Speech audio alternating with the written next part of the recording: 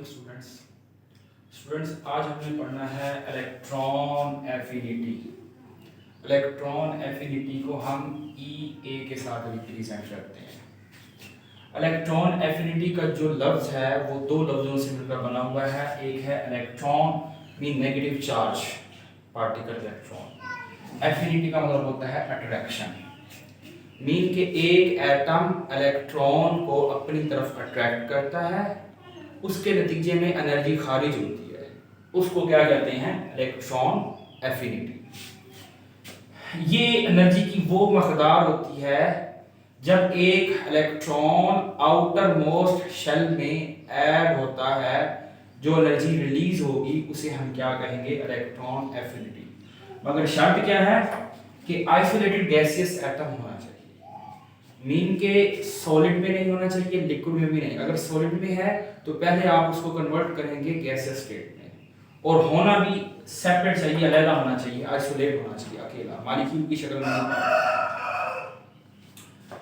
इसके नतीजे में एनाइन फॉर्मेशन होती है। A9 formation mean negative charge बढ़ जाता है। जब एक इलेक्ट्रॉन ऐड होता है एटम के अंदर तो उसके ऊपर एक नेगेटिव चार्ज बढ़ जाता है, तो एनाइन फॉर्मेशन हो जाती है।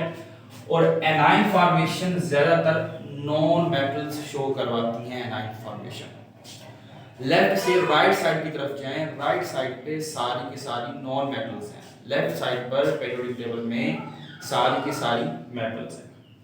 एग्जांपल देखिए जी, फ्लोरीन हमने ली, एक एटम लिया, उसके अंदर इलेक्ट्रॉन ऐड किया। ये इलेक्ट्रॉन कहां से आया है?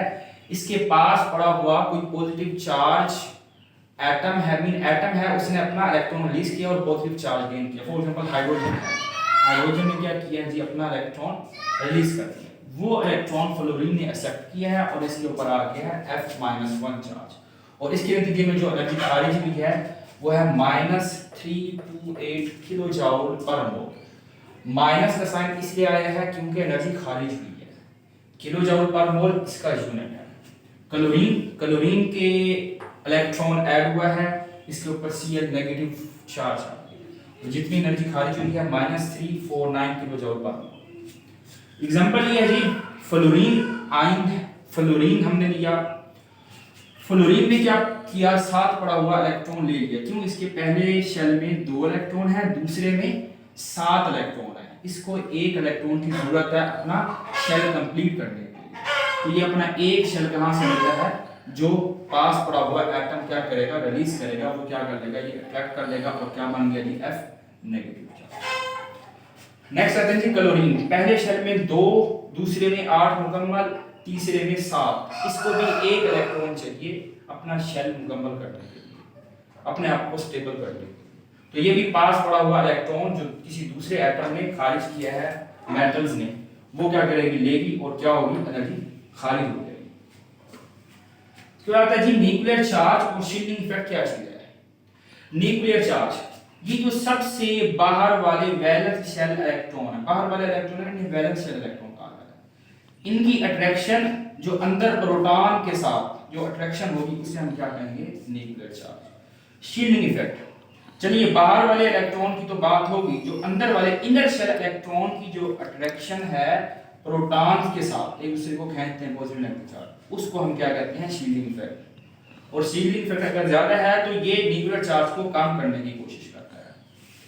नेक्स्ट आ जाए जी ट्रेंड, इलेक्ट्रॉन एफिनिटी का। ट्रेंड का मतलब होता है कि लेफ्ट टू राइट है या टॉप टू बॉटम है, तो इलेक्ट्रॉन एफिनिटी कम होगी या ज्यादा होगी। ये जो कल मैंने लास्ट लेक्चर दिया था आयोनाइजेशन एनर्जी, आयोनाइजेशन एनर्जी का ही ट्रेंड है, हूबहू वैसे ही है। जस्ट मैंने आयोनाइजेशन एनर्जी की जगह पे इलेक्ट्रॉन एफिनिटी लिख दिया, बाकी सारी चीजें सेम है। इसके क्यों होता है कम या ज्यादा, ये फैक्टर सारे सेम है।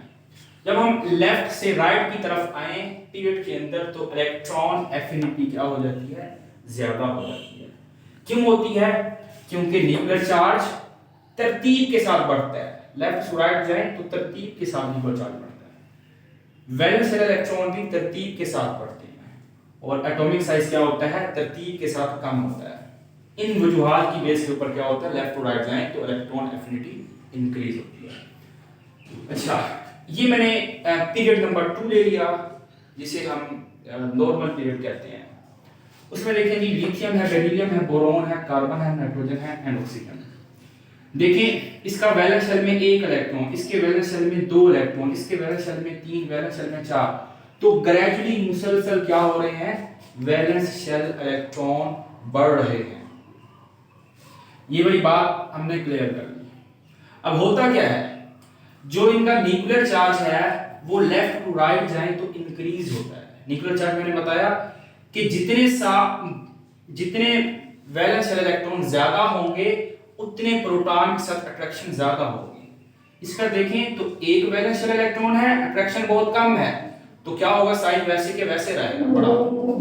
जब यहाँ ऑक्सीजन की बात करें तो ऑक्सीजन के वैलेंस शेल में 6 इलेक्ट्रॉन है और वो प्रोटॉन को जब अट्रैक्ट करेंगे तो साइज ऐसे हो जाएगा, क्योंकि अट्रैक्शन ऐसे है तो साइज ऐसे हो जाएगा, तो साइज कम हो जाएगा न्यूक्लियर चार्ज बढ़ने की वजह से। तीसरी बात ये भी मैंने प्रूव करके दिखा दी कि एटॉमिक साइज ग्रेजुअली कम होता है। इसका एटॉमिक साइज बड़ा है, इसका मजीद कम, इसका मजीद कम, और ये इसका एटॉमिक साइज कम है क्योंकि न्यूक्लियर चार्ज इस तरह है।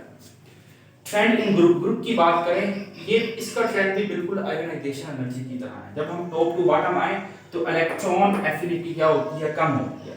ऐसा क्यों, क्योंकि एडिशन ऑफ न्यू शेल्स, नए शेल्स क्या हुए हैं, ऐड हुए हैं। Decrease in nuclear charge gradually top to bottom आए तो तरतीब के साथ न्यूक्लियर चार्ज क्या होता जाता है, कम होता जाता है। इंक्रीज इन एटॉमिक साइज और इंक्रीज इन एटॉमिक साइज भी बढ़ता रहता है तरतीब के साथ। ये मैंने ग्रुप नंबर 1 लिया है, हाइड्रोजन, लिथियम, सोडियम, पोटेशियम। देखें एक शेल, इधर देखें लिथियम के 2 शेल, इधर सोडियम के 3, इसके 4। इन शेल सब शेल्स क्या होते रहते हैं, ऐड होते रहते हैं। जब ये ऐड होंगे, बट देखें आउटर मोस्ट शेल में सबके एक ही इलेक्ट्रॉन है, इसका भी एक इलेक्ट्रॉन, इसका भी एक इलेक्ट्रॉन। अच्छा, जो इसकी अट्रैक्शन है किसके साथ, प्रोटॉन के साथ, वो थोड़ी ज्यादा है क्योंकि ये करीब है वैलेंस शेल। इसकी मजीद कम हो गई है क्योंकि दरमियान में एक शेल ऐड हो गया, इस वजह से इसकी कम हो गई है। इसमें 2 शेल ऐड हो गए हैं, वही एक इलेक्ट्रॉन है जो कि क्या कर रहा है, अट्रैक्ट कर रहा है मजीद कम। और इसमें क्या हो गए कि 3 शेल ऐड कर दिए गए हैं जिसकी वजह से इसकी मजीद कम हो गई। क्लियर है? चलिए मैं एक मरतबा फिर से रिवाइज कर देता हूं। आज हमने पढ़ा बेटा electron affinity. Electron affinity energy की वो मकदार होती है जब एक इलेक्ट्रॉन ऐड होता है एटम के अंदर तो रिलीज होती है, उसको इलेक्ट्रॉन एफिनिटी कहते हैं। इलेक्ट्रॉन एफिनिटी को EA के साथ रिप्रेजेंट किया जाता है। ये इसके एग्जांपल्स हैं। ये मैंने एग्जांपल ड्रा करके भी दिखा दिया कि एक इलेक्ट्रॉन यहाँ आएगा तो एनर्जी रिलीज होगी, ये इलेक्ट्रॉन यहाँ आएगा तो एनर्जी रिलीज होगी। इलेक्ट्रॉन क्यों लेते हैं, अपने आप को स्टेबल करने के लिए। आखिरी शेल में 7 इलेक्ट्रॉन है, एक इलेक्ट्रॉन इन्हें दरकार है, तो ये देते हैं। न्यूक्लियर चार्ज, ये आउटर मोस्ट शेल इलेक्ट्रॉन जो अट्रैक्ट करते हैं अंदर प्रोटॉन को, उसकी अट्रैक्शन को न्यूक्लियर चार्ज कहते हैं। और जो इनर शेल इलेक्ट्रॉन है और प्रोटॉन की अट्रैक्शन है उसको शील्डिंग इफेक्ट कहते हैं। फ्रेंड, जब हम पीरियड में लेफ्ट टू राइट जाएं तो इलेक्ट्रॉन एफिनिटी इंक्रीज होती है।